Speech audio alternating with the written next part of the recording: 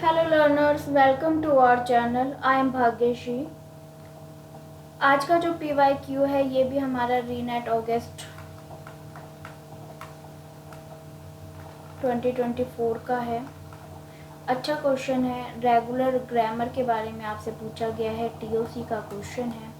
चलिए करते हैं। All production rules are of the form A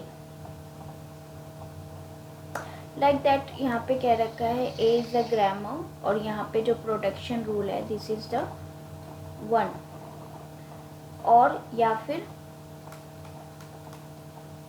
where A and B are non-terminal symbols and X is a terminal symbol। तो क्या ये rule आपका regular grammar का प्रोडक्शन रूल है? जी हाँ है। ठीक है। जब आपका यहाँ पे क्या हो रहा है, नॉन टर्मिनल आपका पहले आ रहा है और टर्मिनल आपका पहले आ रहा है, तो ये आपका क्या है, करेक्ट फॉर्म में प्रोडक्शन है इन रेगुलर ग्रामर। क्लियर? तो ये आपका सही है। ए सही हो गया, ए सही हो गया, आगे का पता नहीं। तो इसमें तो ये है ही नहीं ना, कट ऑफ कर दो। 50-50 हो गया। Regular grammar are more powerful than CFG। जी नहीं, रॉन्ग, बी गलत। तो आंसर आपका 4 है। आंसर आपका 4 है। रेगुलर ग्रामर आपका मोर पावरफुल होता है देन व्हाट, रेगुलर ग्रामर। ठीक है, क्योंकि रेगुलर ग्रामर आपका किसी भी टाइप की लैंग्वेज को डिफाइन नहीं कर सकता। TOC आपका TM मशीन जो होती है वो मोर पावरफुल होती है। एंड देन उससे जो मोर पावरफुल होती है, एक्चुअल में होता कैसे है सबको पता ही है।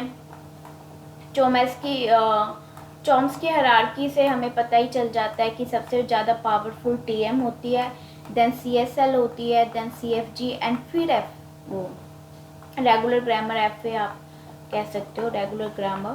ठीक है, तो सबसे लेस होती है, सबसे ज़्यादा रिस्ट्रिक्टेड होती है। There is the direct correspondence between the regular grammar and the finite automata FA। finite automata regular grammar हो गई तो वो कौन सी लैंग्वेज को क्रिएट कर रही है, फाइनाइट ऑटोमेटा FA को डिफाइन करती है। कौन से ऑटोमेटा पर? रेगुलर लैंग्वेज, रेगुलर ग्रामर कौन सी लैंग्वेज पे वर्क करता है? FA पर। ठीक है ना, तो ये आपका सही है।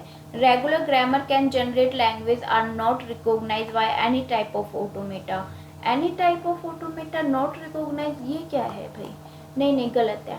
देखिए, बहुत इजी क्वेश्चन थे, बहुत सिंपल क्वेश्चन थे, बट कई बार ऐसे क्वेश्चन के आंसर भी हम गलत टिक कर देते हैं, इसी वजह से हमारे नंबर कट जाते हैं और बाद में दुख होता है कि भाई इतने आसान क्वेश्चन इतनी बार कर लिया एंड देन आफ्टर हम एग्ज़ाम में नहीं कर पाए।